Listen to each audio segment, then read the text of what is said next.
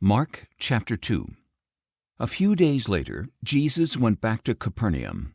And when the people heard that he was home, they gathered in such large numbers that there was no more room, not even outside the door, as Jesus spoke the word to them.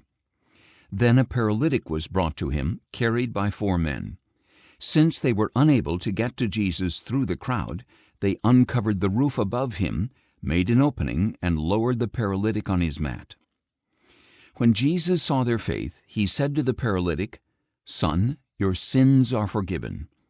But some of the scribes were sitting there and thinking in their hearts, "Why does this man speak like this? He is blaspheming. Who can forgive sins but God alone?" At once Jesus knew in his spirit that they were thinking this way within themselves. "Why are you thinking these things in your hearts?" he asked. "Which is easier, to say to a paralytic, 'Your sins are forgiven,' or to say, 'Get up, pick up your mat, and walk'?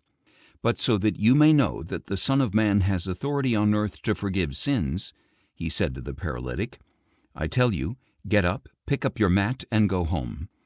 And immediately the man got up, picked up his mat, and walked out in front of them all. As a result, they were all astounded and glorified God, saying, "We have never seen anything like this." Once again Jesus went out beside the sea. All the people came to him, and he taught them there. As he was walking along, he saw Levi, son of Alphaeus, sitting at the tax booth. "Follow me," he told him, and Levi got up and followed him. While Jesus was dining at Levi's house, many tax collectors and sinners were eating with him and his disciples, for there were many who followed him. When the scribes who were Pharisees saw Jesus eating with these people, they asked his disciples, "Why does he eat with tax collectors and sinners?" On hearing this, Jesus told them, "It is not the healthy who need a doctor, but the sick. I have not come to call the righteous, but sinners."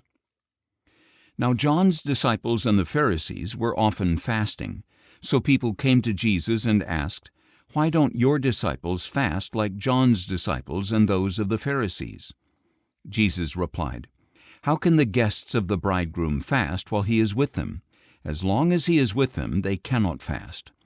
But the time will come when the bridegroom will be taken from them. Then they will fast. No one sews a patch of unshrunk cloth on an old garment.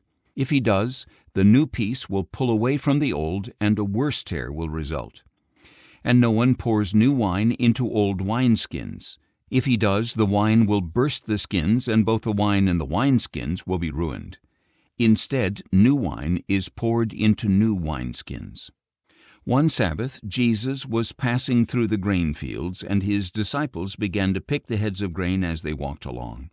So the Pharisee said to him, "Look, why are they doing what is unlawful on the Sabbath?" Jesus replied, "Have you never read what David did when he and his companions were hungry and in need?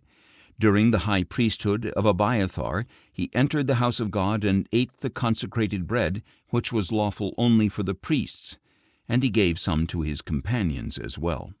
Then Jesus declared, "The Sabbath was made for man, not man for the Sabbath. Therefore the Son of Man is Lord even of the Sabbath."